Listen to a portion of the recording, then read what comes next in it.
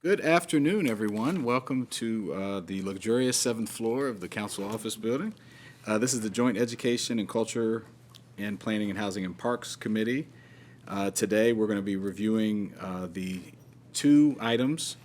We're going to flip the order here. We're going to start with recreation and school-based programs and out of time.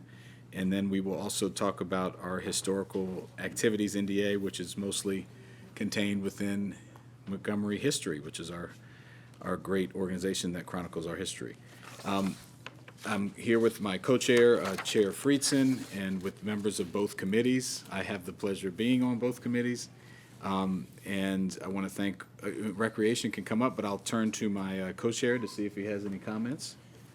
Sure. Well, thank you. Glad to be here. Love this joint committee. It's one of the best times where we get to talk about our after-school programs and the great partnerships that we have. And just want to thank the Department of Recreation in particular for stepping up and stepping into the significant needs that we have. And we'll also note, as I have before, that I really got involved in local county issues when Councilmember Albernaz and I were on the Collaboration Council together, and both served as chair. In fact, it was Excel Beyond the Bell that got me involved.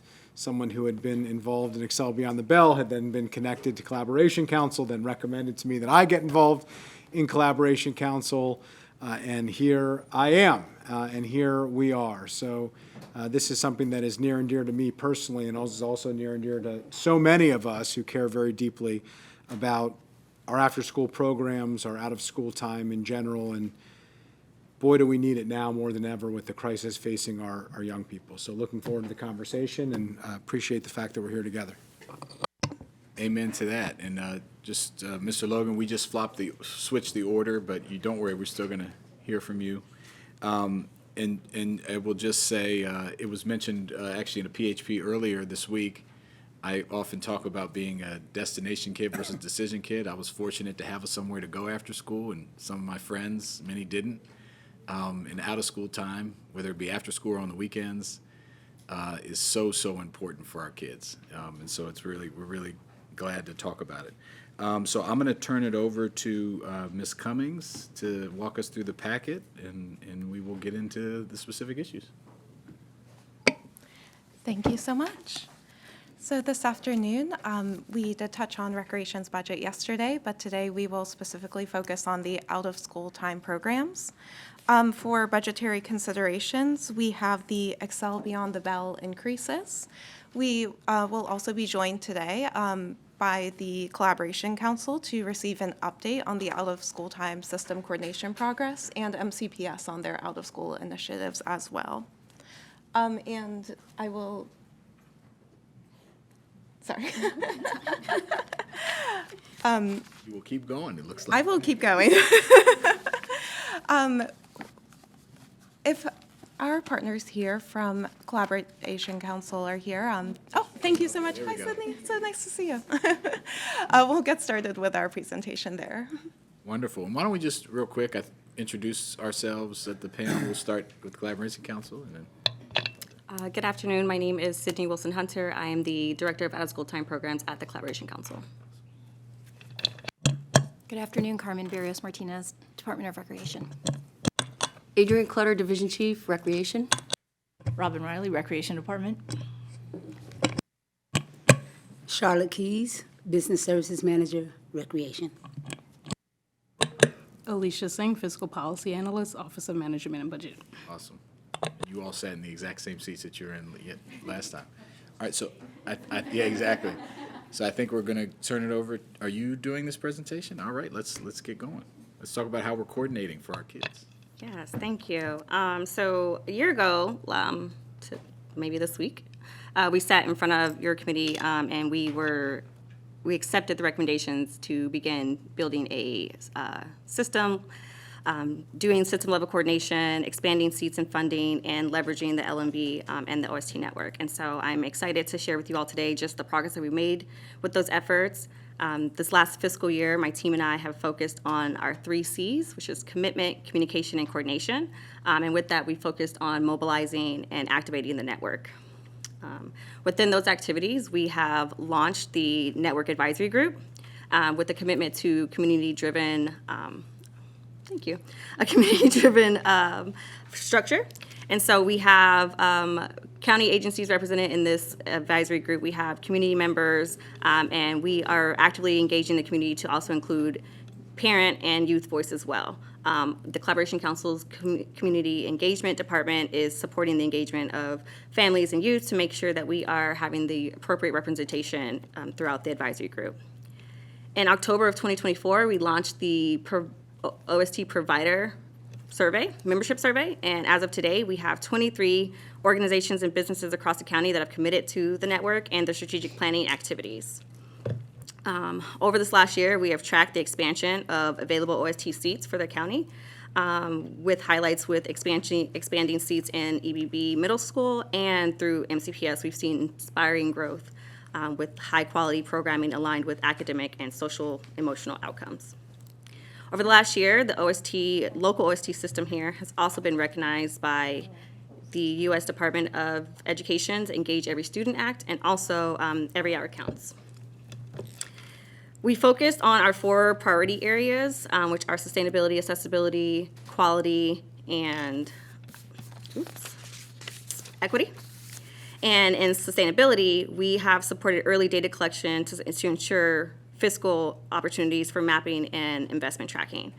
My team has been central in creating a reporting document that will allow us to have a centralized OST budget report. And so throughout that, we have been able to collect just how much investment is happening throughout the county, and also highlight how many young people we are able to serve with that investment. As members of and in partnership with the Maryland Out of School Time Network, we're also able to track the OST opportunities at the state and federal levels as well. And our partners at MOST will continue to create a plan to make sure that we are securing supports for after-school and summer learning through this next state legislative session. In terms of quality, in alignment with our quality priority areas, the Collaboration Council has been inducted into the Every Hour Counts network, and this membership has allowed us to further leverage the best practices and networking amongst OST intermediaries across the country. Over this past year, we've also partnered with the MOST network, and we coordinated a statewide OST quality summit, which allowed us to come together with organizations, LMBs across the state, and talk about what we want to do to align ourselves in terms of best practices for high-quality programming. My team has also facilitated professional developments around improved program quality frameworks and also tools for local OST providers. And we've also begun coordinating with such projects such as the Youth Safety Initiative and the proposed Office of Youth Resiliency to also support the initiatives and seek further collaboration. In terms of accessibility, the OST network has also supported FY26 budget recommendations for the county that have come from the African American Advisory Group and also the NAACP's Parent Council to request additional funds allocated for out-of-school time resources. And in terms of equity, we again continue to strive to provide strategies to share participant data across the network so that we can support better tracking of impact and reallocate resources and also attract resources. And again, we are continuing their efforts to further recruit families and youth to the OST Network Advisory Group. Next slide, is that? Okay. You can go to the next slide. I think that's, yep. This is an example of, again, where we are trying to go in terms of what coordination can do for Montgomery County. And then the next slide. And these are some of the, this is what was reported from their centralized budgeting report as of FY24. And if you go to the next slide, it'll show you where we are in terms of FY25 and what has been proposed for FY26. So we can see the amount of investment in the county and also the number of young people served. So just to be clear, I see those are big jumps, and so 3 million to 14 million? And this is just what we are collecting, like so yes, what we've been able to collect by who has been participating. So I take that to mean that in FY '25 there were more, but you just didn't have the collection, or is that a apples to apples comparison? Like there were only 4 million kids that did out of school, that were served through county funded out of school time investments, and then in the next year we had more than 10 million more served? That just means that we had more people reporting to us. And these are not obviously individual, because we only have 1 million people in the county and then like 200,000-ish kids. So I'm assuming this is like, what is this number? These numbers are dollars. Okay, that's the both sides are, but it says in orange that it's number of youth served. The orange numbers are youth served, yes. And there might be duplicates because these are programs that are, That's what I mean. It's like more than one interaction, I'm assuming. yes, So is that every time a kid shows up, even if it's the same kid, two something? yes. Okay. Okay.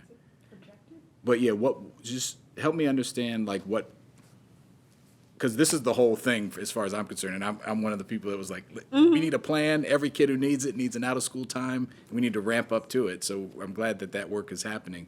But I just want to, so we can actually track it, I just want to make sure we really understand what this means. Yeah, so what this means is from the agencies and the providers that we have participating in the network, this is what the investment, so based on what their budgets look like and what they want their budgets to look like, or the money that they've either applied for or are seeking in the next fiscal year, that is what the higher number is showing. And then the number of youth is just the number of youth who have participated. So it might be one provider who submitted the number of youth that participated with them. That same young person might be participating with someone else, and they're counting that young person as well. So in 25, because that's past, or what's happening now, and then in 26, so in 25, just under 4 million youth were served. There's duplicates obviously in there, and that was $195 million that went to organizations, county government, whoever was serving them. Is that correct? Yep. And then the projected for 26 is what they would hope to serve? What they know that what they know that they're going to receive, also in terms of funding, what they know they're going to receive and what they're hoping to receive, plus what number of youth they would want to serve if they receive that funding. They receive that money? Yes. Okay, let me go to my co-chair and then I'll come to you, Councilman. Yeah, I appreciate it. I think what I'm gleaning from the questions from my co-chair, that I also have similar, when we have a chart, it should be telling us a story, and we should be measuring something that matters, that would be helpful for our policymaking. I'm a little confused as to what this chart is telling us. So I think it would just be helpful to understand, like if we just take a step back and maybe the inputs need to be improved or the reporting needs to be better, or, we're kind of working that out. We're in the early iterative process of this centralized reporting, which we all want and which we think we need if we're going to really do the work that we have talked about doing for several years and we know is desperately needed now more than ever. The number of youth served, if you look at this, it seems odd that you would look at it and you would see, and I think I was hearing this from the co-chair, going from 4 to 14, almost 15 really, million. So you're almost quadrupling the number of students served, but you're marginally increasing the total budget. And so it's just confusing to understand what we're supposed to be looking at, as opposed to saying if we serve 4,000 students, here's how much that total budget would look like, or what those requests would be. And if you want to double that, here's what that would look like. If you want to triple that, here's what that would look like. So if you could just help explain to us a little bit of what this is trying to tell us, and then we can decide what tweaks we need to make in order to make sure that it's accomplishing what you're hoping it's accomplishing and what we think we need in order to make better policies and funding decisions. Yeah, I think what it is showing us right now is this is what we can do with the level of coordination we are right now. But there's opportunity for us to have better tracking and data like agreements so that we can have fully fleshed out non-duplicate numbers. Okay, so the first question is, how do we have better data collection so that we can get unique youth served, right? Like when you're looking at data metrics on a website, there is like total number of visits, but some people visit the same website 100 times a day. They just keep refreshing, or it's their homepage or whatever the case may be. we're less concerned about that, and a real better indicator of how many people you're reaching is unique page visits. And so I usually don't even focus on the total page visits, kind of an irrelevant number. In this case, it's relevant because it's more hours that student would be served and would be in an organized activity. But the number of students that we're reaching is probably the most relevant data point. So that's number one. We need to figure that out. I'm not sure we would capture that here or not, but we know that's a problem. So the second is, who is reporting here? Has everybody reported? Like, is it the same number of organizations reporting on the same number of activities between FY25 and FY26, or are those completely different? And that's different because the network has grown. So that's another piece of it. The number of providers who have provided their information for FY25, there are different providers who are providing. There might be a change in the number of providers who are providing for FY26. So that also is the reason why the numbers are different. But, and to your point about data that's not duplicated, that is where we're trying to get to. But without data agreements, data share agreements, that's a barrier that we are running into. Got it. Okay. And then the total budget, I would have thought that if fewer organizations are responsive in 1 year versus another year, that would be reflected in the total budget. I'm guessing, based on where the total budget is, that we're collecting that separately, that's just the total amount budgeted to public agencies, and we know that number, and that's a real number. And the orange number, the number of youth served, is a self-reported number. Is that why those don't correspond? Yes. Yeah, so I think the problem with the chart and the way that this is lined up is it looks like a numerator and a denominator. It looks like we're supposed to look at these two numbers together. But the reality is these numbers actually have nothing to do with each other. That the two numbers that have to do with each other are the two blue total budgets of this is how much we budgeted in 1 year, this is how much we budgeted the next year. That's a completely separate conversation from the other orange piece, which is here's who self-reported last year, here's who self-reported this year, here's the problem with the self-reporting that we have that we want to fix. So I think maybe figuring out a way to set this up a little bit differently would be helpful, because I think if you read this chart, we didn't have this conversation now, it would be telling a very different story, which would be, boy, we are really getting efficient with our dollars because we're almost quadrupling the number of youth that we're serving. We barely had to spend any more money, which, is not the dynamic. I also think we should think about, if it is self-reporting, either figuring out a way to get to unique youth served, or think about a different metric.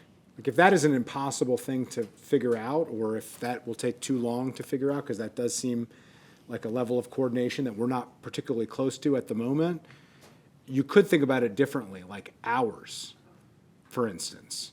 Because hours would be, it doesn't matter if it's unique or not. I mean, if we want to know the total number of hours, and then we can ascertain that the average number of hours after school each day for the average student is 4 hours, or whatever the amount of hours is, we can get a fairly accurate guesstimate on that. But I think that would be a more useful tool than having no idea how much of these are duplicate students or not. And the amount of hours that we're providing services is really what we're paying for in the end, right? I mean, because whether you're serving one student in multiple programs for a number of hours, or you're serving multiple students, it's the number of hours that you need the staff time and the activities and the facilities and all of that for, and that's really what the budget decision is based off of. So just a few suggestions. I appreciate we're moving in this direction. I think the data collection, the presentation of the data could use quite a bit of work, but it's an iterative process, and we're going to have to work our way through that. So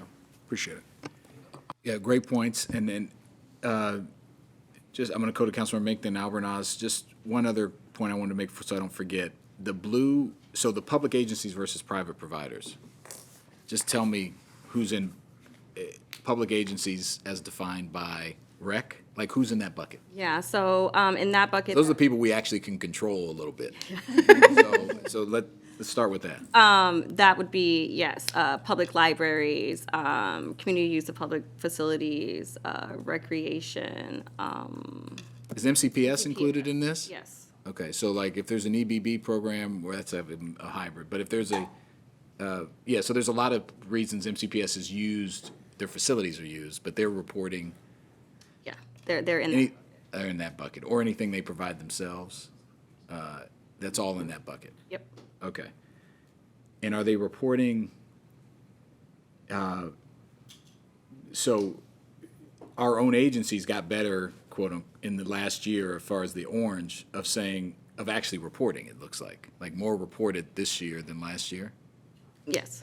Okay, based on the coordination? Okay. I would love to see offline, like, you know, just the inputs into this, like how we got here too, just to, because I think that would help us decide what we want to track, you know, is it our, I do think our goal should be to find about youth served. I want to know the hours, but I want to know the individual youth served, because the issue is we have a lot of youth that, you know, aren't doing anything, you know, and so we want to be able to track that. Okay. Councilmember Mink. Thanks. I think that covers most of my, can you hear me? Most of my questions? Does that sounds weird? Okay. All right. So the dollar figures here are all, I think somebody already asked this, but to clarify, the dollar numbers here, those are all public dollars. Is that right? Or those are, when it's, what are those, where are those dollars coming from exactly? There's a sector that's public dollars, and then we have the smaller chart that has private dollars. Right, public agencies and private providers, but the dollar figures here, who is spending those dollars? Are those the budgets of the providers, their full budgets, or are those how much do these dollars represent investments that the county has made towards those program, like for the private providers, those dollar figures there?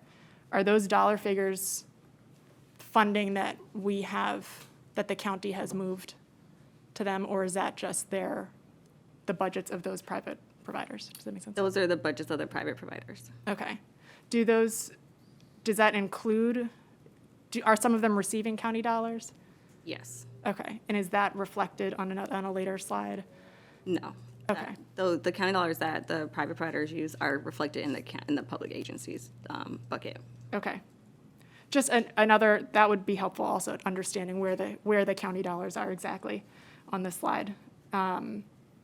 And then I'll just note also, you were very diplomatic when you mentioned data sharing, but I will just say, like, MCPS, we really, really need a clear data sharing agreement from MCPS, and I know that it makes it very difficult for you all to try to track the level of detail that we would ideally have. In this case, you can't control that, but that's certainly something that I know that we've had this conversation with MCPS before, and I'm hopeful that that can be something that our current superintendent can make a priority to make sure that you all have the benefit of that level of partnership as well, so that we can, and obviously there are very valid protections, right, that have to be put there, and I totally respect that, but also finding some way to anonymize the data so that we can track and actually figure out which of our kids are being served and which are not. The value there is huge also. And again, I note that this is not with that, you don't have control of that, but hopefully that's something that we can get done soon as well. And let's see, are we going to be bringing MCPS up as well to, yes, okay, Yes, and we can. okay. You know, maybe OMB, we slap you for a second. We love you, but for a second. And I don't mean to disrupt the No, we're fine. schedule I think flow of information. We just here, have two items here that, on the EBB, and they're good, they need to be here for that too, so. And you didn't have that many more slides, right? That was that? I think that was under my. Okay. but- Oh, okay, perfect. And are there any other presentations, Ms. Cummings? From MCPS? Okay, Oh, so it's a good time. You're doing my job Well, for there me. you go. So, well, so why don't we let them do let me go to Councilmember Alvarez, let them do their presentation, and then we'll come back to that. Well, yes, just, you can leave, but just after this, please, and after Councilmember Alvarez, don't leave yet, because he has questions. So let me go to him first. So I didn't see the slides in the packet. Were they part of the presentation? Are we seeing these in real time, or? Okay. Your mic isn't on, so. The slides were not included in the packet. They're being seen in real time. Okay. I'm very confused and a little frustrated. So we have had multiple sessions discussing the development of this out-of-school time strategy. The issue of data sharing is not new. And quite frankly, it feels like we've taken some steps backward. The slide is diplomatically, among my colleagues have all articulated, extremely confusing. And I'd love a follow-up session. I have a number of questions that we're not going to be able to answer today. But I know at one point we did have disaggregated data. I know Excel Beyond the Bell in particular extensively tracks the outcome data that they produce. And I can't speak to the other public partners and exactly what information that they are tracking. But it should not be that difficult to ascertain within the existing data provided more information that helps us from a policy perspective make decisions. So acknowledging this is challenging, and you guys are the middle people trying to juggle a lot of different programs, services, and of course we have new changes in administrations, and I get all of that, but I think what that slide was trying to say was unique visits, not obviously number of students served. But it would be helpful to better ascertain exactly what that means, because there is a really important and awesome story to tell about the great work that's happening out, not just provided by the Department of Recreation and MCPS, but some of other public providers as well. And I don't feel like the slides that we were presented really help tell that story as effectively as I think it needs to be told. We have some really difficult decisions to make in this particular operating budget, and they're only going to get more difficult moving forward. And we have requests for the expansion of Excel Beyond the Bell, which I am 100% supportive of, because I and a number of people were on the ground in the development of that program. But we are trying to do our jobs and wrestle all of this among some really tough competing interests. And we, although we've got a significant majority of the council between both committees, we're going to have to tell this story to our colleagues. And so would love to follow up with you really in short order to get more clarity, to be able to tell that story a little bit more effectively. And I appreciate and respect the work that you all are doing in partnership with other partners in the state, the convening of meetings and the organization that's happening. That's all excellent, excellent. But we have to churn that into something more definitive and specific so we can tell that story. So we'll work with staff and work with you guys on some follow-up questions probably in the next 24 hours that hopefully we can clarify, so that by the time we get to full council, we'll be in a better position to be able to tell that story. So, but I appreciate you, presenting, and I think there's a lot of information that can be gleaned. We just have to work through and make sure that we do that. I'd also like to suggest to both chairs that we meet as soon as we can, post-budget, to get an update on issues such as the information sharing, which again are not new. We've heard sort of the same story, and are excited about the development of this strategic plan, which is really an update of an existing strategic plan that we had a number of years ago, but that reflects the reality of on the ground now, and an update on where we are operationally. So. Those are mostly comments, but I will work through staff and, of course, our chairs on those follow-up questions subject to this session. Yeah, I appreciate that, Councilmember Alvarez. And the good news is the decision points today are related to EBB. They're not connected to any funding to fund this, because I would have significant concerns, too, if we were having a funding request related to this data, because I don't think it's at a place where I can even fully respond to it in that way. But so I think you're hearing from everybody, we just want to know what the impediments are, get behind the data, and then have a follow-up session non-budget to dig into that. So I think, yeah, Councilmember May, go ahead. Just to add on, in terms of the data that we're looking for, again, and I know that I've been requesting this for a couple of years now and that it's not easy to do, but really what we really, really need is a gap analysis that is very clear geographically. Who is being served and who is not being served, and ideally, and this is what makes it so difficult, that is, looking at the field in terms of both what's available publicly and what's available privately for folks within certain, income ranges. So, I know, obviously, from experience on the ground with my constituents, that there are huge gaps in East County. And last year, we funded EBB in one of those schools. We didn't get both of them, but we got one of them.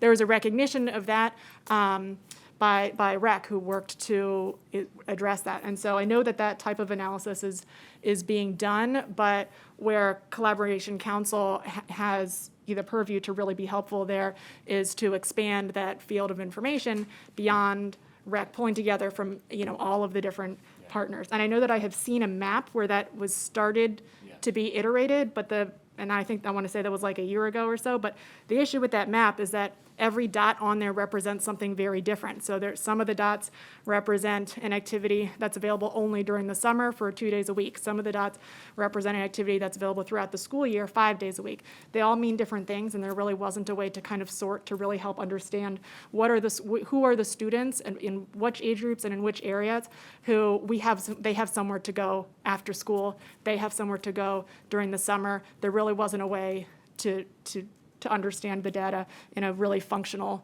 way. So that's what I would love to see us, the progress of working towards getting towards that type of gap analysis I want to just be seeing that body of data increasing and increasing and increasing over time. So that's what I'm hoping to see soon. Agreed. Councilman Friesen. Yeah, thank you. I absolutely agree and think we should do a joint committee before breaking for August recess, sometime between when we get back from budget and August recess. So Chair Juano and I can talk offline and figure that out and work with staff on that. I do think prior to that, we need to have a really good sense, and I don't think you should come to the meeting with this. I think you should send it in advance and let's work it out so we can have a much more productive conversation. But we need to make sure that we understand what the assignment is when it comes to the reporting. Like, I agree that we want to ultimately get to the point of the gap analysis. Based on what we've seen here today, we are so far away from that, as far as I can tell, that we've got to get to a step before that of just understanding what we're collecting, why we're collecting it, what's the purpose of the data, what we're trying to measure. Because right now, just understanding what we're collecting, how we're collecting it, and how we're presenting it is not in a format that is functional enough to inform decisions at this point. So I think we got to get to that point. That's step one. Step two, then, I think, would be the gap analysis and the more advanced effort here, which would be instructive on our decisions moving forward in the implementation of a plan that we can actually execute. And so I just think really thinking through and making sure that we're all clear, because it seems like somewhere along the line between last year when we were having these conversations and now, we've veered off into places that doesn't feel like we're all moving in the same direction. So I think prior to us reconvening, getting to that point, really understanding what is the metric, what are the measurements, what is the format that we're looking for to have it be presentable and usable and functional so that everybody is all pulling in the same direction. And then let's come back and say, okay, how are we going to use it? What's the next steps for it? How are we going to implement it? I think would be the most productive way for us to move forward. And Ms. Cummings, did you work on this item last year? I don't think so, right? Yeah, so as we're preparing for that, I think just let's go back. Ms. Rodriguez-Hernandez and I were talking about this the other day today, about like whatever the things we said we wanted last year. And I remember feeling a lot better about the conversation last year as far as where we were. So I think almost just going back to the tape and just making sure we share that with every colleague too that's up here, so that we can go into that next meeting to Chair Friesen's point, knowing what we want to know and knowing what we're asking you to come back with. So thank you for your efforts. I know there's been a lot of work done. And that one chart is not representative of it. But we really appreciate your time today. Okay, so MCPS. Okay. Hi, everybody. Good to see you. Thank you so much for inviting MCPS to the table today. And I especially want to thank you for your advocacy last year, because the advocacy of this team is what kept OST alive in MCPS. So I don't know if you know the gravity of that meeting a year ago, but it was everything. And to quantify it, it's probably 1,500 students that it's everything for. I am the out-of-school time coordinator for the grant-funded programs, tutoring, and summer school. Oh, and it's Jennifer Strobel. And so you might remember that the program was ending, the grants were all ending in April last year, or in June, they were all gonna end. So all of the programs that I'm gonna talk to you about today are grant-funded. We were able to seek funding to keep a lot of OST alive. Okay, so we leveraged the 21st Century Learning Center funding to expand from 2 elementary programs to 6. Each offers high-dosage tutoring in either literacy or math before or after school, and then they have partner activities offered through Roundhouse Theater and Black Rock for the Arts. And so this is currently at 6 schools. And then we expanded the high school program from 2 to 3. That grant ended, but I rewrote it to add an additional high school. And these students work with mentors from Identity to receive positive youth development, field trips, college planning, and they also get academic classes in algebra and literacy. So partners can write 21st century grants too, so MCPS can offer out-of-school time activities to students without having to be the grant writers. So we have 4 of those in Montgomery County. The Boys and Girls Club is a good example because I was able to fund it with the COVID relief dollars in the past, but when that ended, they wrote the grant and then we were able to sustain it. So it's a great idea and way of being able to demonstrate sustainability. So I also looked at the data. I had a really small budget on the local budget, and I was able to use educators to stay after school and provide high dosage tutoring to students.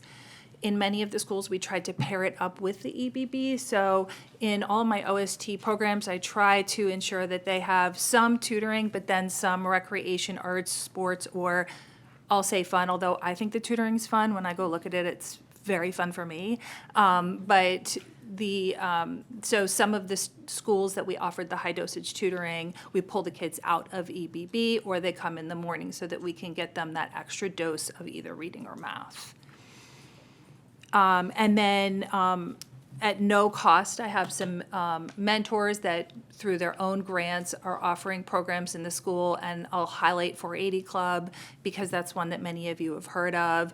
And right now they have students from 9 schools that are participating in football and college planning. And so we have buses and we have food and they come, and then at night they're Zooming with college advisors on college selections and what they need to do to be college ready. It's very cool. And so last summer, I expanded all of these grants to offer the same programs during the summer, in addition to local high school programs, which I'm in charge of for the county, but not the topic for today. So last summer, we paired with Identity, and we offered 126 multilingual students high school credits. And we were just surprised because 92% of them passed, and it was because of the partnership with Identity. So in the morning, they went to summer school. In the afternoon, they participated in really great field trips and positive youth development. There's like an art teacher, all kinds of fun things to do in the afternoon, along with food and transportation. So I'm going to be able to offer that at a smaller scale. I won't have 126 seats this summer because I spent too much of my money, but I'll have a little bit of money, and I'll be able to offer that also at Gaithersburg, where the high school program is, so we can pair it with the transportation to save that cost.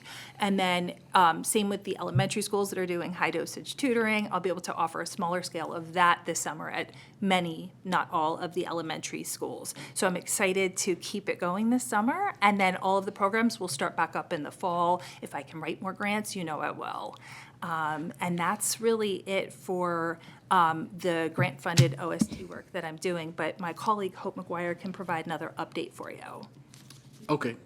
No, go ahead. We'll let you finish, and then we'll do our questions. Yeah. Thank you, though. That was nice of you. No problem. My name is Hope McGuire. I'm actually the supervisor of community schools. I'm here, though, to help maybe probably bring some coordination, because I can tell in the room. How about that?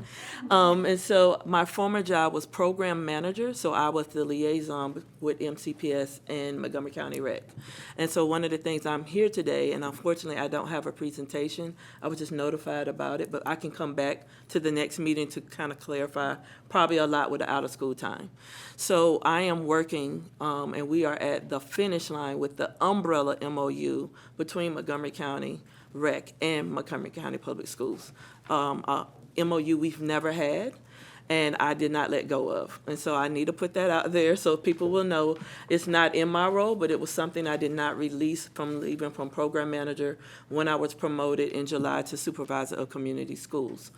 In that, the past MOUs with Montgomery County was always with Collaboration Council. The expansion of all the work and the funding that has been given to Montgomery County Rec, that allowed them to finally get services and protocols with the Vermont Information System, see, I remember, which helps them collect the data needed for when a kid registers for Excel Beyond the Bell and their other programming. And so I went back to our Office of General Counsel and MCPS and said, we have a MOU, that's an umbrella MOU, that is with DHHS. We should have the same thing with Montgomery County Rec because they have so many programs within our schools. And so now this will be more than just Excel Beyond the Bell. This will cover Rec Zone, Rec Extra, Soccer for Change, Camp Rec, all schools that are present in any future schools. And it goes back to Councilmember Mink discussing data. I did put a data portion in that. So right now we're just getting through the logistics of more of the forms that parents fill out, making sure that we have the right information on those, putting everything together. Once we get all of those together, then that is sent to the legal team with Montgomery County Rec. But we should have that in place before we start next school year in July. So that is something that is coming that will provide a lot of information and clarity, I think, across both entities to finally have this umbrella MOU and then have that data agreement that actually starts tracking things from both sides, where we can even look at the work that we did with Excel Beyond the Bell, the time that I've had with the impact studies and evaluations that we do on a regular basis. That will be something that we can do more often with all the programming. And then I know I work very closely with Collaboration Council, so that is something else that as they are a part of that, we can mimic that and replicate that same data source of not having to duplicate and look at that data in a more succinct way about who is currently students and then who are those non-students that are still using that when it comes to that. So that's one reason I'm here. And then the other reason I'm here also, I was told, because this is about Excel Beyond the Bell, and the person who is in that role is out on leave, so I've never really left. So my foot is in both sides because of the work that I love doing with Montgomery County Rec. So I'm here for any questions around that as well. And they both are community schools. Sounds like the perfect person to be here to help bring this together. So just want to clarify a couple things you said. The MOU that was mentioned by Councilmember Mink, and I was definitely going to ask about as well, between REC and MCPS will be done by July. Yes. Yes, that is correct. And that includes a data sharing agreement. Yes. Great. And that would be for all the programs that REC runs and that MCPS students participate in. Yes. Which is, what's the end number on that? What's the, yeah, ballpark it. In the last extensive study, it was over 20,000. Yeah, so it was a big number. Okay. Go ahead, Robert. What were you gonna say? Okay, so 20,000. Then there are another, so I agree with you, like that, getting that right, we can use that for every other partner. If you get that one right, because it's a big enough sample size, there's enough kids doing it, you get the right data, you get it shared, and I think you said this, like then that could be used for community bridges or, go down the list of for-profit or nonprofit partners, other programs. Is that kind of what you said? Yes, that is correct. And as Then flipping to the other side, I'm also the supervisor of community schools.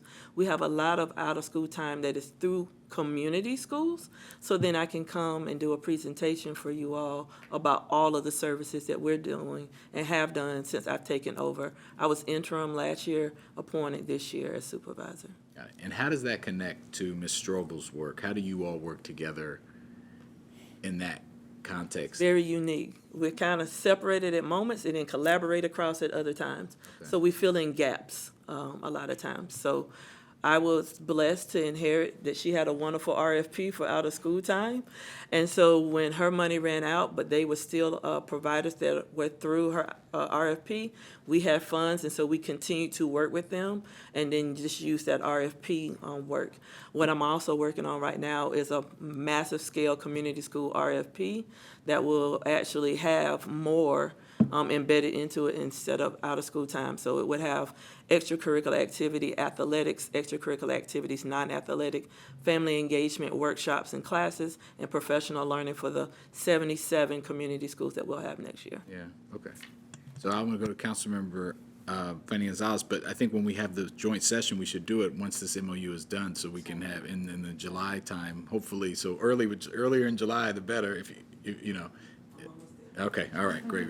Councilmember Fanny Gonzalez. Thank you so much.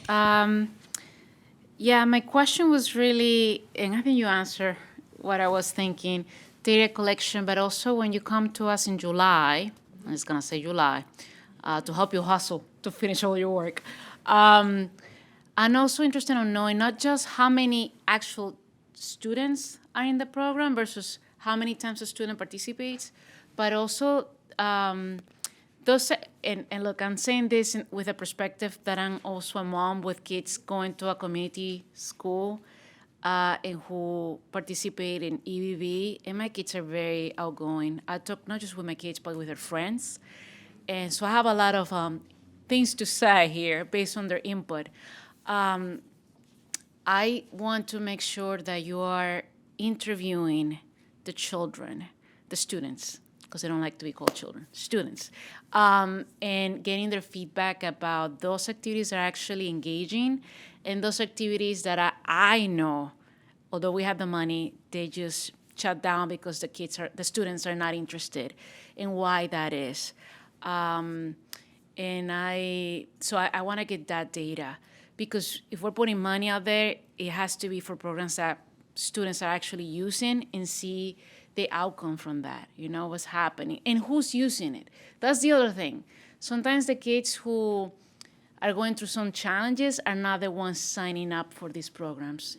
And that's a problem, huge problem.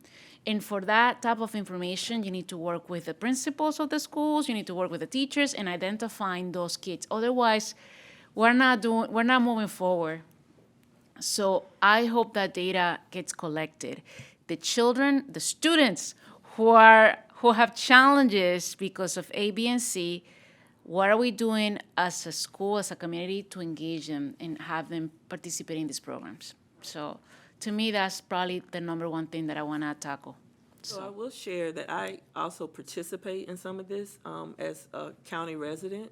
And so I know for middle school, they do ask the students for feedback on whether or not they like it. So one of the conversations we had in our cross collaborations meeting is how can we get this to the elementary and find out what they're really interested in, because that would benefit us even more to know what are the service providers that are really needed in the elementary.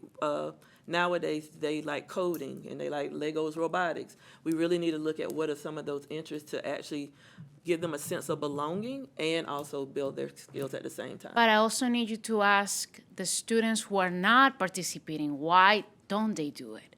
Yes, so that would not just be for those that participate. We ask usually beforehand to see what providers we need for that particular location. I've been helping a little bit, sorry. Got a lot of feedback from Odessa Shannon Middle School. I'm just telling you. Okay. And I think one of the unique things about Excel Beyond the Bell is it is referral-based initially. And so we do work collaboratively with the schools, and I think that that's something special about the program to make sure that the most vulnerable kids have access to it prior to opening or expanding the registration to the remainder of the school. Also understanding how those programs compete with athletics, Because sometimes, like right now, they are in soccer season, and some kids want to do EBB, but they're in soccer, so they only do EBB on Mondays, and it's a challenge I think we need to talk about too. Okay, so. Another coordination challenge. Do Councilmember Albornoz next? Thank you. Yeah, I mean, most of our questions will be for the follow-up session, which I'm excited to hear. We're very close to finalizing the MOU, and also excited to hear that MCPS has continued to designate staff who serve as point of references and contact for other public agencies and nonprofit organizations. We've spent a lot of time in the Education and Culture Committee recently getting an update on the cluster strategy that MCPS is using to provide more real-time support for schools in a variety of different ways. And that's sort of the evolution that our out-of-school time program needs to take too, so that you all have additional support to leverage the resources and contacts that you have. I really appreciate Councilmember Fanny Gonzalez bringing up those points. We'll obviously elaborate more on those when we meet. It's an ongoing challenge, and it varies from school to school, which I know makes it tough to track this information as well for the Collaboration Council, because every school has a different perspective and approach to their support for out-of-school time programs. Some are a little bit more engaged, some are a little bit more proactive, others are more open to giving the organizations a longer runway. And then things change when a new principal comes on board. So that all obviously has to be taken into account. But I'm excited to hear that we remain having one point of contact, which is great. You need help, and it sounds like through our community schools, work is being done there as well. But I look forward to that follow-up conversation. Councilmember May? Thanks. Yeah, I think one of the big benefits of having somebody in MCPS that we had seen when you came before us previously, or when the data that you shared came before us previously, is the leveraging of those grant funds. And applying to grants is just, it takes a lot of time and effort, and the more you put into it, the more money you get out of it. And we know that, MCPS is a space where we are looking to leverage other dollars as much as is possible. And so the partnership with the county and with, private providers, super important, and being able to apply for other funds is super important. Could you just say a little bit more, Ms. Strobel, about how much grant funds you have been leveraging in order to provide more opportunities for the kids? Yeah, so each of the grants is for approximately $400,000, and they're each for 3 years, and there's 4 grants right now. So that's $1.2 million times 3 years. And then I was able to, for some of these other programs, for example, the 480 Club, I used a grant called Stronger Connection, so it's like $100,000. All the other ones are like kind of little. The biggest one is like $400, but usually I just go around begging people for money and I get it. That's awesome. So I said that on TV. And the $1.2 million, those 4 grants, those are from where? The 21st Century Learning Those Centers. are the 21st Century Learning. Yeah, so hopefully we'll have them next year. We plan to. So that's great. So as we're looking at just, the investment in, say, we're paying for the MCPS paying for a salaried position, right? And the amount of funding that you are bringing in using that time compared to that, and then the number of kids served, like that's the kind of analysis that's super helpful as we're looking at, the MCPS budget, for example, an investment in out of the school time space. So thank you for that. And I'll note also that I got to go on a school visit with you to Greencastle Elementary to just get a look at some of the out-of-school time programming in action, but also what I was really interested in was understanding the type of quality analysis that you were doing. And I think Councilmember Fanny Gonzalez touched on this point. That part is super important, obviously. How much are the folks, the adults in the room, really connecting with the kids? And I was really interested in the work that you were doing there, because it wasn't just like how many kids are here and for how long. Your metrics included things like, was there evidence that the adults in the room knew the first names of all of the kids who were there in the way that they were relating to them? It was a lot of quantitative analysis of qualitative pieces that I think is super helpful. So thank you for that opportunity. Yeah. I'd like to say that tool that I use for quality was written by the Collaboration Council. That's awesome. That's awesome. Thank you for that, and thank you to the Collaboration Council and to everybody before us for the work that you're doing. Looking forward to talking more about it. Here, Councilmember Friesen. Thank you so much. I echo all of the comments. I'm glad we're coming back in July. Look forward to reviewing a signed, sealed MOU at that point. So be ready, because we're going to schedule the meeting, and we're not going to ask the progress of the MOU, so you're against the clock. Already, if you only knew how long I've been working with this. Oh, I know that it's not you that would be the holdup, just to be clear. We're trying to give you some ammo here to move it through the bureaucracy, so to speak, and make sure that it gets signed and approved where it needs to. Part of that is about data sharing.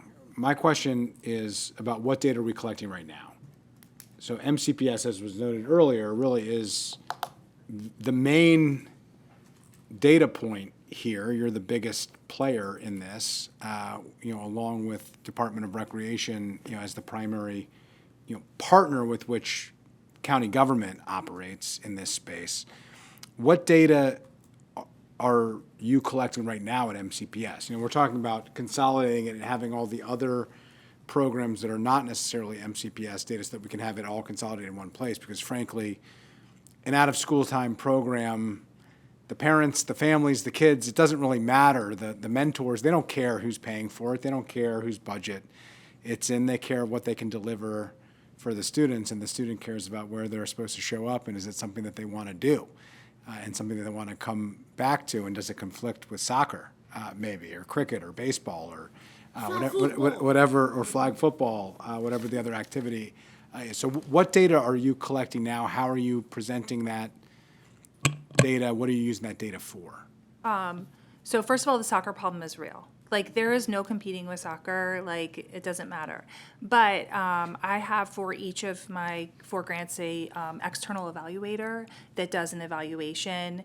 And so that's helpful because it's not me doing the evaluation, it's somebody from the outside.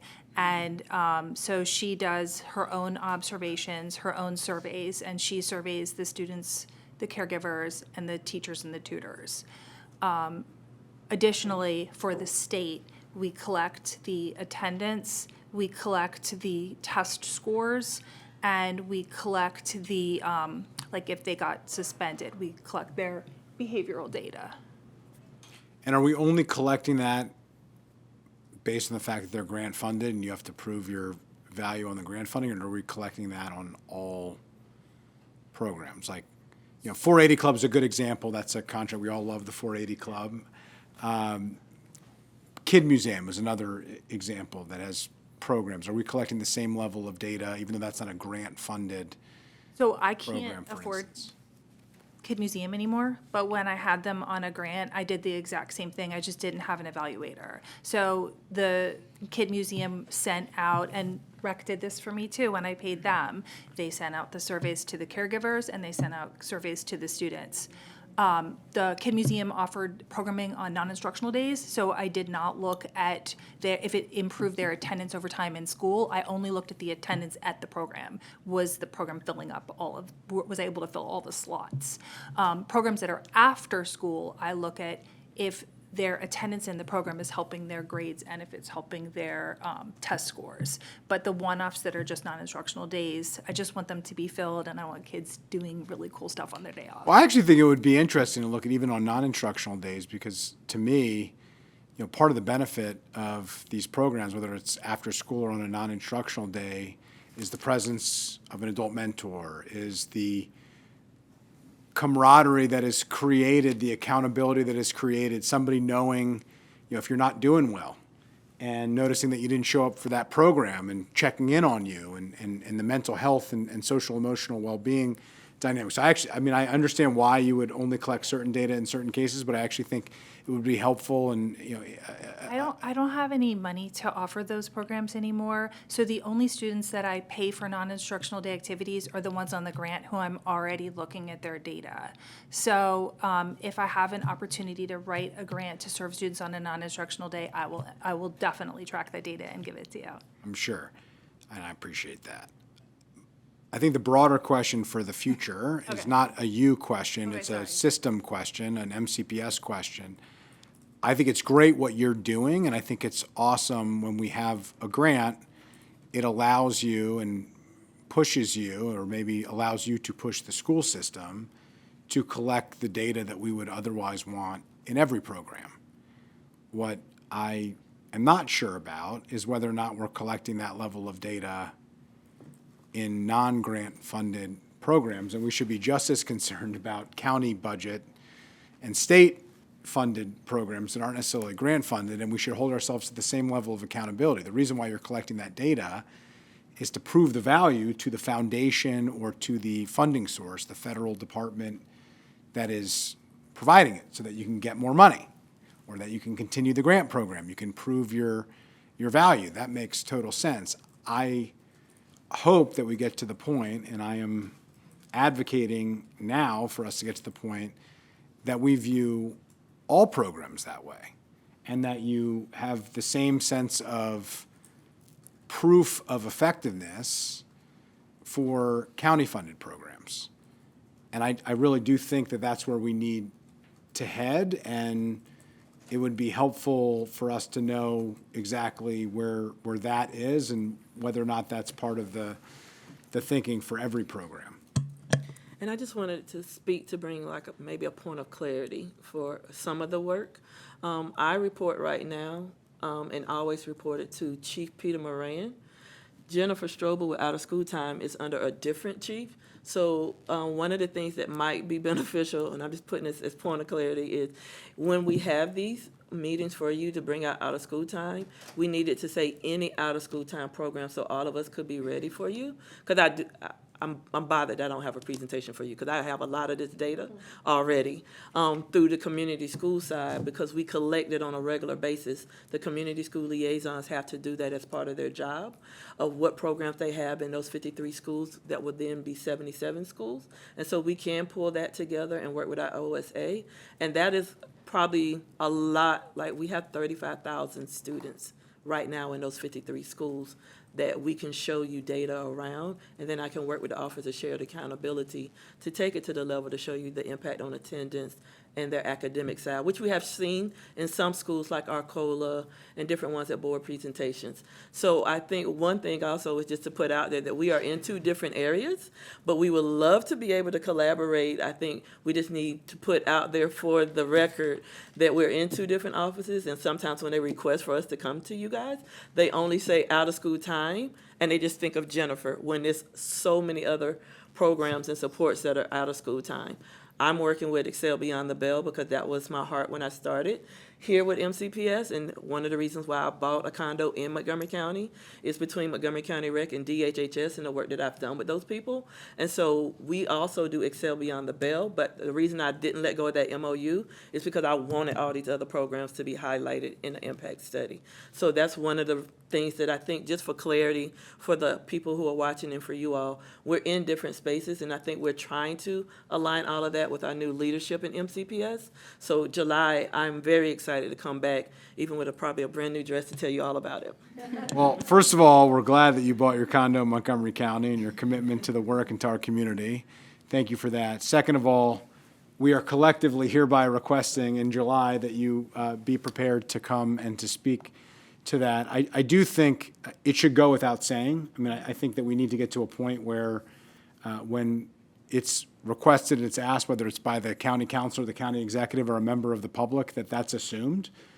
And that, regardless of it being in 2 different offices or departments within MCPS, we have to get to a point where things are consolidated in a way that are, easy to address. Like, there should be one place for everybody to look, and a report shouldn't have to be developed in the sense that, that data should be available. And, we need to get to that point where, whether it's grant funded or county funded or state funded, there is one place to look that shows the effectiveness of these programs and the outcomes, because, ultimately, those are internal distinctions, but they're not external distinction. That even includes us as being an external player here. And just Oh, sorry. we looped you in the day that we heard from Kristen, so you weren't delayed in the invitation, and, you know, I'm glad you have a chance in July to show a slide with all of the amazing things that the community schools is doing for out-of-school time, but you didn't miss out on any time. No, presentation, yes. So I was not asked to present, so I want to do that for you. And I want to let you guys know, August 15th, all of the community schools will have their data aligned to our funds and our programming posted on the website as per state mandate coming up. Appreciate that, and we did do. You'll see that for. And we did do a gap analysis, something that when I was council president, I had requested and the council had added to the work program to get a sense of all of the various reports, state required and county required and federally required. So we actually had one clearinghouse. We'd never done that before, which I think is a step in the direction, but the ultimate goal is for this to be an ongoing process, and we need to be more coordinated. I mean, obviously, some of this conversation with the Collaboration Council earlier is the coordination among all the outside entities. That's hard enough. If we're not even coordinated completely within our entities, within county government, within MCPS, among public agencies and within public agencies, it just shows that there's quite a bit of coordinating work here to do, not just data collection, but actual, coordination. So I look forward to coming back in the summer and to work out a lot of these issues and to understand how we're going to move forward. The data collection and reporting is important, but there are steps before the data collection that I think we need to work on as well. And then we can get to the point where we can figure out what do we do with the data, which is what I think all of us really want to do. That's the work that is most interesting to everybody. Thanks. Yeah, I appreciate it. We kind of went down the rabbit hole on, with the first presentation, got us all the juices flowing of, okay, well, what's happening and where's the data come from? We have had in the past, I just want to be clear for, like I say, the millions watching at home, like if there's a program at your school and it's being funded through MCPS, there are evaluation metrics.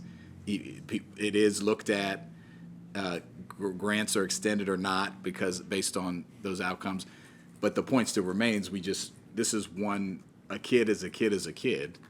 And, we have 160,000 of them, and we want everyone who needs it to have an out-of-school time opportunity, whether it's you're going out and eating what you kill as far as getting grants or expanding EBB, which we're going to talk about in a moment, or some of our great private and nonprofit providers, or the community schools work that is leveraging those providers in schools. So we will, and that was kind of the impetus of why we need the structure to have the coordination. So we got work to do. That's clear, but there is a lot of work being done. But we just need to get a better handle on it. And I think, is staff kind of clear on the lack of clarity? Okay. But yeah, thank you, and we look forward to seeing the new dress. You don't have to, but if you want to, you're welcome to.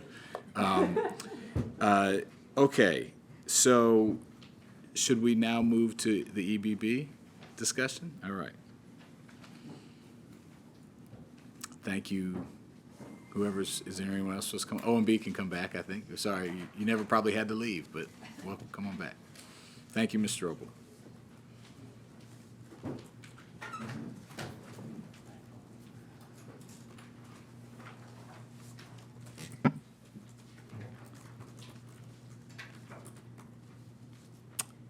Ms. Cummings?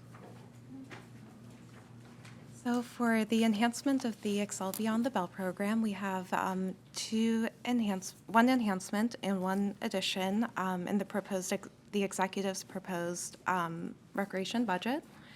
The first item, which is on page 5 of the staff report, notes the expansion of Excel Beyond the Bell programming to Waters Landing and East Silver Spring Elementary Schools in the amount of $688,246. We have some information within the packet about how these schools were kind of selected for the elementary expansion.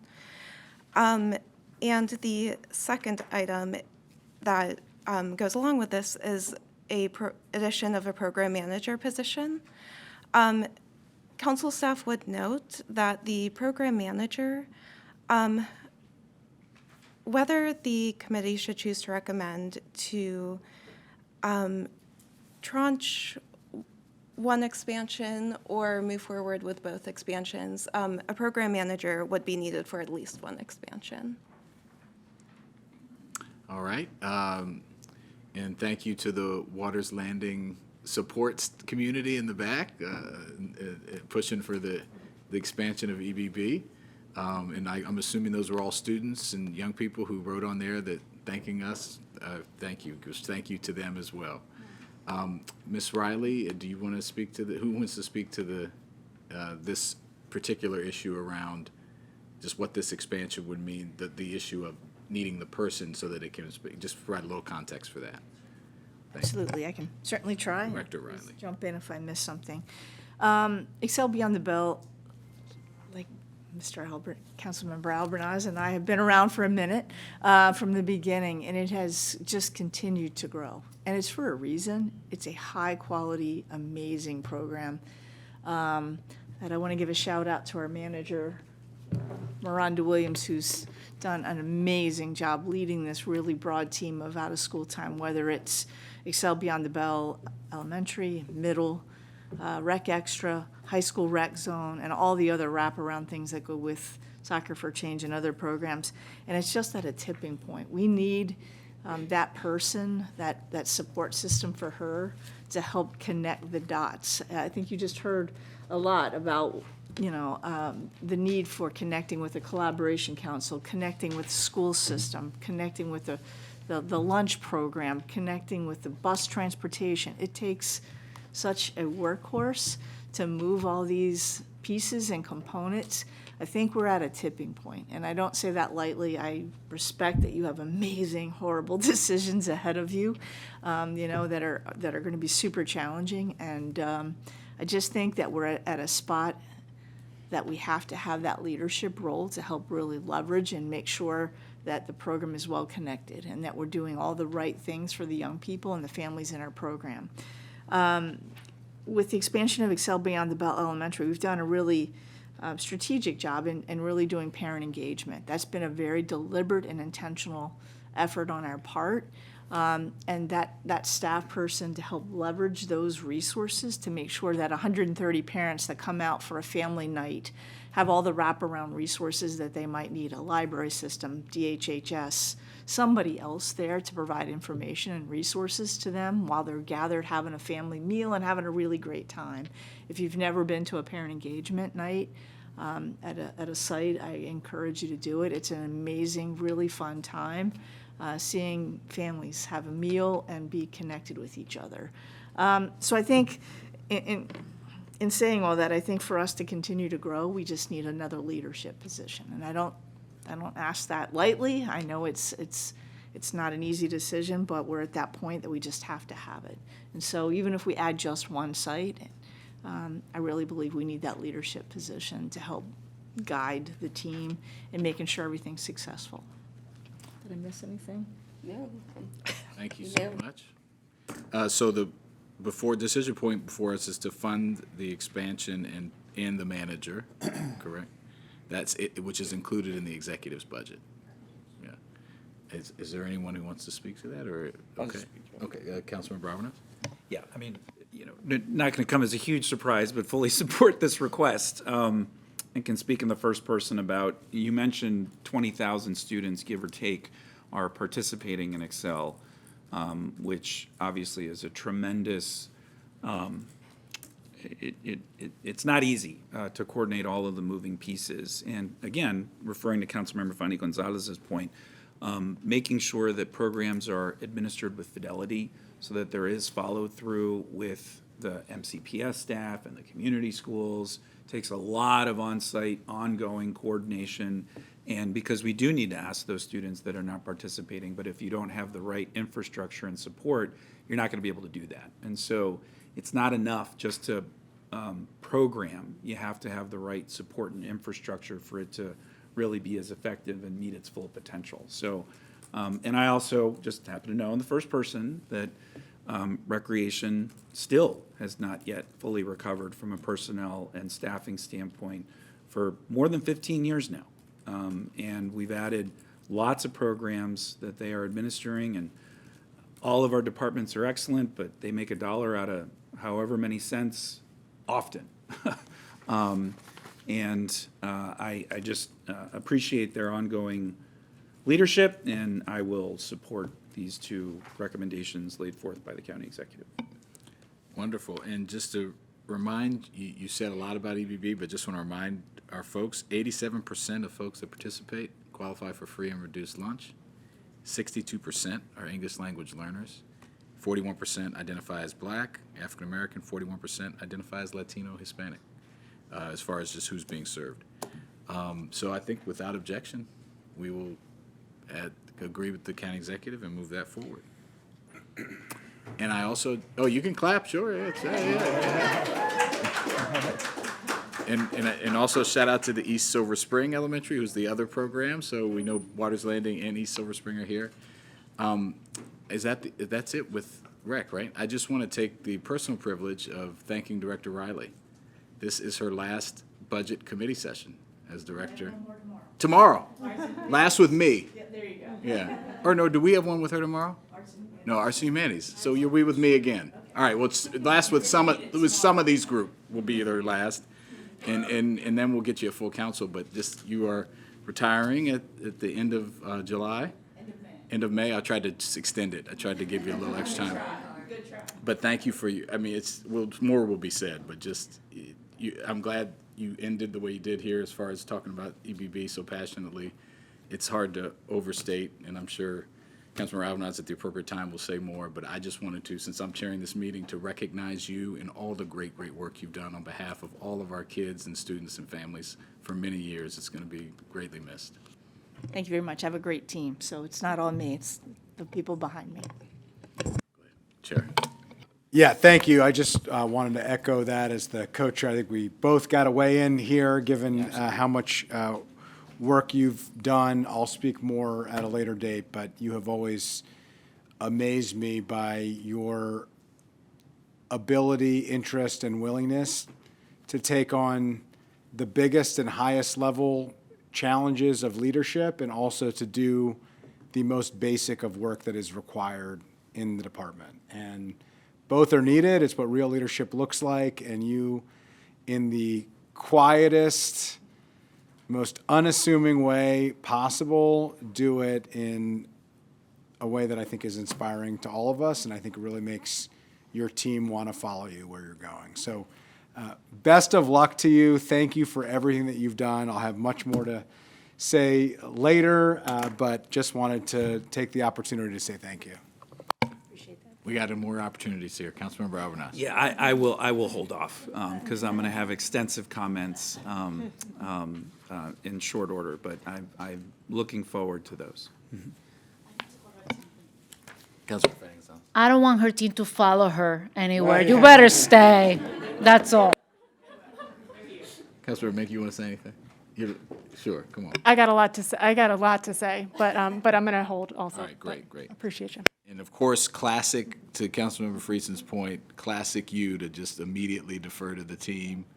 I'm always, I'm at, if you're at an event with rec, you're going to be picking up trash or moving something around, and just servant leadership, but more to come. So get ready. This is just the appetizer. All right, so I think we're done with you all today. Thank you. We'll see you back in July. And thank you again. And then we'll move to our second and final item, which is our historical activities NDA, and we'll welcome up Matt Logan and Deborah Lambert from OMB, and anyone else who's here for that.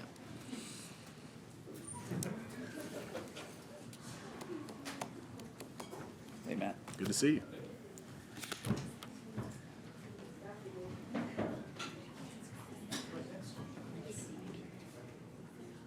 All right. So, Ms. Cummings, do you want to tee us up here? Absolutely. So to end today's committee session, we have the recommended operating budget for the Historical Activities NDA. This NDA, It's recommended by the executive a 3% increase in the amount of $6,656 from the FY25 approved budget. I will note that while it is noted that there's 2 enhancements in the budget for this year, it essentially is a same services budget. These items, the contributions towards the Black Resistance Oral History Initiative and the county's 250th anniversary project towards the Unfinished Revolution. The increases that were added last fiscal year were decreased in the recommendation for this year. So just to be clear, the money you received, there was one-time funds that you still are expending. Is that correct? Correct. Okay. Well, go ahead. Yeah. Correct. Okay. Sorry, Ms. Cummings. Go ahead. No worries. I would just also add that included in the packet, Mr. Logan shared with us some of the interviews that they've done so far for the Black Resistance Oral History Initiative. There's YouTube links there that you can access online. And there is also more information on how the allocation towards the Unfinished Revolution will be utilized going forward into this next fiscal year on circles 2 and 3 of the staff report. Wonderful. Mr. Logan, good to see you. Anything you want to add and give us some color on how you're spending the money, how things are going? And Yeah, well, first, thank you for having me. It's always a pleasure. And I learned a lesson about trying to multitask, ending up in the wrong room. So, by the way, those seats are not very comfortable. neither are these. Is that right? Keeps meeting short, I'm sure. I can give you a couple highlights that are coming up, talk about the 250th, and then sort of the big thing in our world right now is the development of a Montgomery County History Center, a physical location. So the first thing, we're working closely with the League of Women Voters right now. A lot of concern about civic responsibility, civil discourse, and so forth. We did a program recently with some constitutional scholars that drew over 1,000 people via Zoom. We have one coming up on June 5th on the 14th Amendment. Royce Hansen is writing a book on that, and he has offered to present his work for our audience, our joint audience. So we're excited about that. We're also in the planning stages of a Black History Film Festival that when we are in our new space, we would like to maybe make that one of the inaugural events that we do there. So we're pretty psyched about that. For the 250th, I've been talking with Council President Stewart about the creation of a commission that would sort of help to organize and elevate the public awareness of the 250th. She was going to talk with some folks in the administration to see if there is a place that is a logical home for it, to staff it and just bring the energy that would be needed. So that's potentially in the works. I know she's interested in getting something done during her term as president. In terms of the Unfinished Revolution, I guess we already touched on that a little bit. We've got some, and again, the idea behind that project is to update the county's history. It was done for the bicentennial. 50 years are left undone, as well as correcting things that were absent. We recently added, Glenn Orland is going to do a chapter on the history and the evolution of transportation in the county. I've got another researcher who just signed up to do Jim Crow and the KKK. There's a lot of content there, and no one has done that yet. League of Women Voters are going to be looking at fair housing legislation, the evolution of that.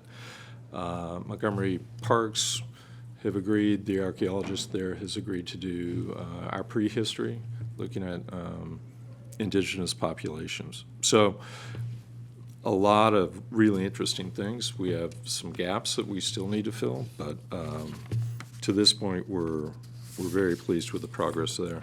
And then the other is the Black Resistance Oral History Initiative that I was able, with the funds provided last year, to hire Adodana Ashenbear, who has done a fabulous job.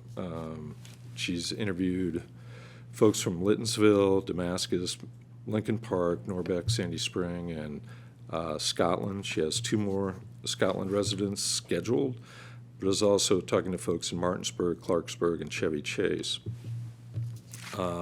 Through this, we've also identified a woman whose family, I believe it is her great-great-uncle, was a member of a lynching party. It's a white woman who has found through diaries and conversations with family members where they had openly discussed the lynching of Mr.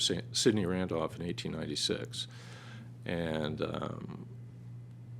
you can imagine how upsetting that is for her, and she's given testimony. I've seen her testimony on this before the State Commission, but we want to capture the entirety of that story, because that's a very important perspective to be able to add to the Black Resistance Project.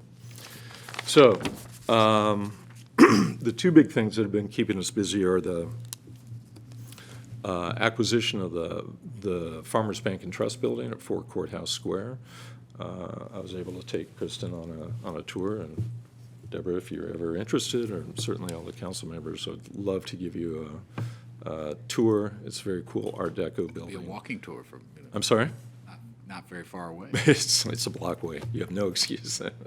It's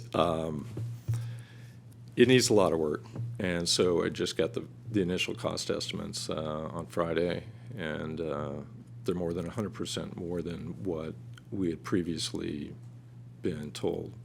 How much of that is tariff and how much of that is cushion based on the uncertainty, it doesn't really matter. It's going to be a big lift for us. We're also finalizing a lease on the top floor of the Gray Courthouse with the county. We are going to use that space. It used to be where the holding cells were for the people who were on trial in the courtroom just below. When the building was renovated a few years ago, all those holding cells were removed, and it's just vacant space, and we're going to use that to store our artifacts. We've got about 10,000 artifacts that many are in Rockville. We have a lot in Manassas, in storage units and things like that.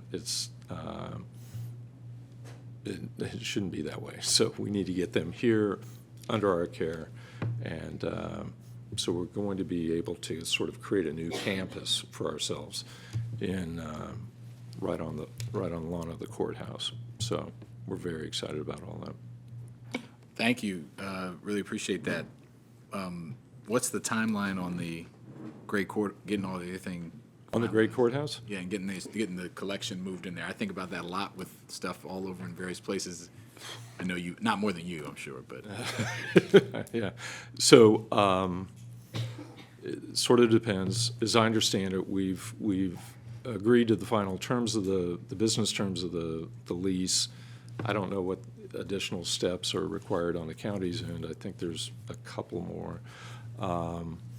But it's my understanding that we should be able to start construction by the fall and be in hopefully by the end of the calendar year, or at least start the move. The move is, as you might imagine, moving artifacts and so forth. It's expensive and slow and painstaking, a lot of processing. But the idea with the 4 Courthouse Square, if things sort of continue on the current path, we should be able to move in by next June or July. So we'd very much like to complete Move into the 4 Courthouse Square. Correct, where the library will be, our offices will be, exhibit space. And then what would happen to the materials stored in the Great Courthouse? You would just use that? That's the overflow space, or? No, that's for the artifacts. That would always be for the artifacts? Just artifacts, correct. That would maintain? Yeah, it's a 30-year term on the lease. That's great. But you beat everything close, so that's good. Exactly, exactly. So, the county's 250th is next September 6th. And so we want to be in and settled in, so if we can move in next summer, that would be ideal. So You can show off everything. we can show off everything. We can have that Black History Film Festival. We've got some other ideas we're kicking around for, to open the space, so. Great. Well, so nothing, just on the decision point, then I'll turn to colleagues if they have any comments. So there's really not really any decision point here. This is just an update. And so, Ms. Lambert? Just to clarify, it's an additional 1 year of funding. So it was 1 year funding requested in fiscal year '25 that was approved by council. And given the fundraising that Mr. Logan needs to do for his new spaces, the county executive's view was, yeah, we'll give him another 1 year of funding for both of Not these above initiatives. last year, so it's nothing needs to go on the reconciliation list. It's just in the budget as another 1 year of funding. Correct. Got it. Great. Well, I think without objection on that, I'll turn to Co-Chair Friedson, and then I'll come to you, Councilman. Yeah, thank you. Certainly without objection, and thank you for everything. I just note a few things. One, very excited about the 2 new spaces that you're moving into, the space and place for the people and the space and the place for the artifacts, because both are important. We need the people doing the work to capture the history, and we need the artifacts and the structures and to preserve those, because they're a visceral part of how you tell the stories and how people can connect to those stories. So I'm just really excited about that. I'm really blown away by the work that you do on such a shoestring budget and the huge undertaking with the 250th coming up, a short timeline even from now, much less from when you're planning to move in, which is a matter of a couple months potentially, but really excited about the opportunity of that, which I think is going to be really important. The unfinished revolution, I think, is a really good way to frame it, and in many ways, it's the more perfect union. This is our local version of moving towards that, recognizing that we still have work to do, and that the way that the history has been written is not necessarily as accurate as we would like, and as some are trying to rewrite history and try to erase history, the intentional work that you're doing and that we're doing here collectively, I think is just so important. I think it's important to note, you mentioned Mr. Sidney Randolph and the work that you're doing to capture some of the ugly history of that. We work in this building on the site where he was abducted from, which was the Rockville Jail, which is now the seat of the legislative body of government. And so to be able to contextualize that and to make sure that we have all facets of that story, as painful and as ugly as it may be, is so important. So I really appreciate that, and just the oral history work that you're doing. I've spoken with some folks who are involved in that on both sides, and I just am really impressed and amazed by that. And earlier today, we commemorated Yom HaShoah here at the council, and the same is true with this oral history work that you're doing. Every day that we're not doing that work, we run the risk of losing someone who has the firsthand account of what happened, who experienced it themselves, who sat at the feet of their parent or grandparent and heard it directly from them, the direct secondhand account. Each day that we miss out on somebody as time goes by, we lose a little bit in the capturing and the accuracy of the history. So your work is immediate. History doesn't change, but our ability to capture it diminishes over time. And so I just really appreciate it, really excited about the work that you're doing, and look forward to continue to support it along with all of our colleagues. Councilmember May. Thank you. This is really exciting and important work, and I'm so glad that we have you doing it. And making sure that we are amplifying the voices of those impacted and whose families were impacted. So incredibly important. The centering of those voices, the Oral Histories Project, huge. And wherever we have the opportunities for those voices to be taking the lead in the narrative, really, really important. So I know that you're working to have that be represented in, with your speakers at events, et cetera. I assume that the authors of the books are similarly vetted with a similar eye. Would that be accurate? In terms of ensuring that the voices being amplified are those that are, descendants directly impacted or descended from those who are directly impacted from the impacted community, et cetera. Great. And then I think you said that Parks is going to be presenting on the history of Indigenous population and their work. Was that accurate? I'm sorry, I didn't catch that. There was a reference to. Yes, that they're going to be contributing a chapter on the sort of the archaeological evidence of, pre-European contact. So I've seen some presentations on it, and it's really fascinating what took place here and when they were here, and Great. Noting also that since we have many Indigenous people who are still here, who are still active in the community, if you would like contacts to any of them, that you might have some of the same ones that I do, but want to make sure that they are also centered in those conversations also. They may already be working directly with Parks, et cetera, but just want to make sure that's a big part of it. No, I would appreciate your assistance. We've made a lot of contact with folks in, say, the Piscataway community and so forth. But developing trust, they're in incredible demand, the ones that are sort of working with traditional organizations like ours. And so I know they're stretched in a lot of different directions, but your help might be able to get us to get their involvement nailed down. I'm going to guess that our contacts overlap, but maybe we could But get that's lucky. fine. That's Yeah. actually good. Yeah. Okay, great. Thanks. Councilmember Albanese. Excuse me. So the 250th anniversary is quickly approaching. I know it's all hands on deck. I know you all are working with an army of volunteers and groups.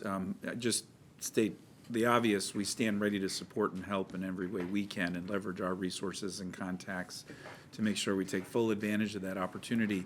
And I just be curious as to your any interactions with MCPS and your work with them, or are there opportunities for us to expand those partnerships and alliances to make sure our students are fully versed and there's a big fly. Yeah, I know. Fully versed and understand this history as well. We've got excellent connections and relationships with MCPS, both through there's a woman, Tracy Oliver Gary, who you probably know, who is the coordinator of the social studies curriculum. She's doing fabulous work. We serve together on the Commission on Remembrance and Reconciliation. And, I've also been working with, the Board of Education and others at MCPS to research school names, which, we may be looking in the future at Magruder High School, for instance, and others that have been named for enslavers. I think whether those names get changed or not, I think it's important that that history is shared and made widely known, and people can make their own decisions and move forward based on that. Yeah, I think our relationships with MCPS are really, really good.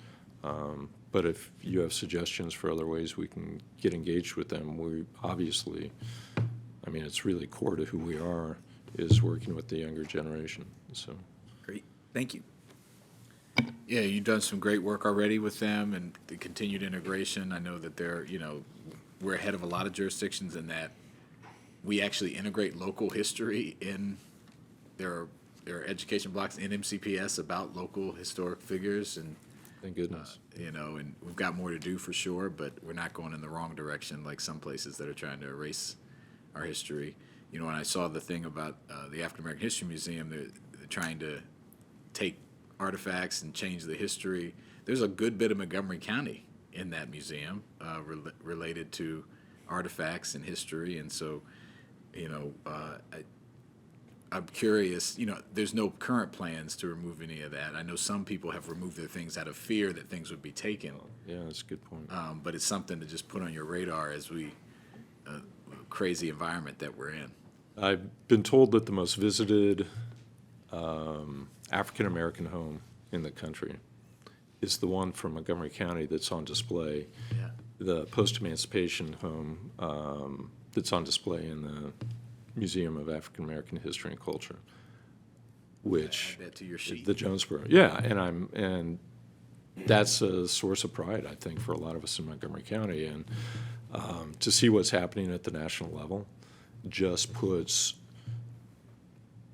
a greater responsibility and sense of duty to celebrate our 250th in a manner that elevates our values and tells the stories that we know need to be told. And to the extent we can make that widely seen and heard in other jurisdictions, I would welcome that too. So, Agreed. To Councilor Robinson's point, let us know how we can help. I think the commission's a great idea. well, perhaps this commission, Yeah. if it gets off the ground, we can do it via that vehicle. Awesome. I look forward to ribbon cutting for the 2 spaces, and So much work. Godspeed. All right. So much work. Thank you so much. With that, we are adjourned. Thank you.